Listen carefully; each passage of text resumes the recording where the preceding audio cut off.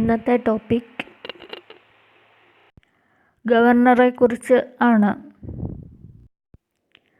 ഭരണഘടനയുടെ 6-ാം ഭാഗത്താണ് സംസ്ഥാന ഭരണത്തെക്കുറിച്ച് വിശദീകരിക്കുന്നത്. സംസ്ഥാനത്തിൻ്റെ കാര്യനിർവഹണാധികാരത്തിൻ്റെ തലവൻ ഗവർണർ ആണ്. അദ്ദേഹത്തിൻ്റെ പേരിലാണ് സംസ്ഥാന സർക്കാർ ഭരണം നടത്തുന്നത്. ഗവർണറെ നിയമിക്കുന്നത് പ്രസിഡന്റ് ആണ്. 5 വർഷമാണ് കാലാവധി. എന്നാൽ കാലാവധിക്ക് മുൻപ് പ്രസിഡന്റിന് ഗവർണറെ തൽസ്ഥാനത്തു നിന്ന് നീക്കം ചെയ്യാവുന്നതാണ്. പുനർനിയമനം നടത്തുന്നതിനും തടസ്സം ഇല്ല. 35 വയസ്സും ഇന്ത്യൻ പൗരത്വവുമാണ് ഗവർണർ പദവിക്കുള്ള യോഗ്യത.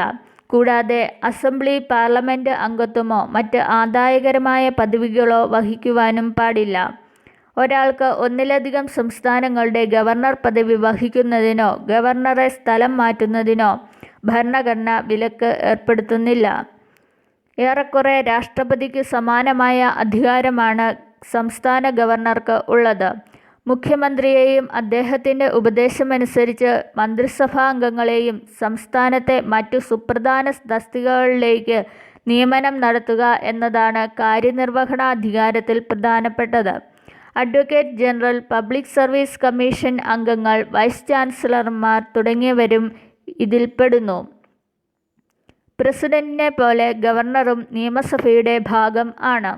അസംബ്ലിയിൽ ആംഗ്ലോ ഇന്ത്യൻ പ്രതിനിധിയെയും നിയമസഭാ കൗൺസിൽ ഉള്ള സംസ്ഥാനങ്ങളിൽ അതിൻ്റെ മൊത്തം അംഗസംഖ്യയുടെ 1/6 നാമനിർദ്ദേശം ചെയ്യുക, അസംബ്ലിയെ അഭിസംബോധന ചെയ്യുകയും സന്ദേശങ്ങൾ അയക്കുകയും ചെയ്യുക, ആവശ്യമെങ്കിൽ അതിനെ പിരിച്ചുവിടുക, നിയമസഭാ സമ്മേളനം വിളിച്ചു ചേർക്കുക, അത് മാറ്റിവെക്കുക തുടങ്ങിയവ ഗവർണറുടെ നിയമനിർമ്മാണാധികാരത്തിൽ പ്രധാനപ്പെട്ടതാണ്.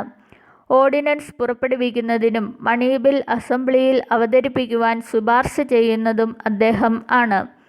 പ്രസിഡന്റിനെ പോലെ ജഡ്ജിമാരെ നിയമിക്കുവാൻ ഗവർണർക്ക് അധികാരം ഇല്ലെങ്കിലും 161-ാം വകുപ്പ് പ്രകാരം കുറ്റവാളികൾക്ക് മാപ്പ് നൽകുവാനും ശിക്ഷാവിധി നിർത്തിവെക്കുവാനും ഇളവ് ചെയ്യുവാനും അധികാരം ഉണ്ട്.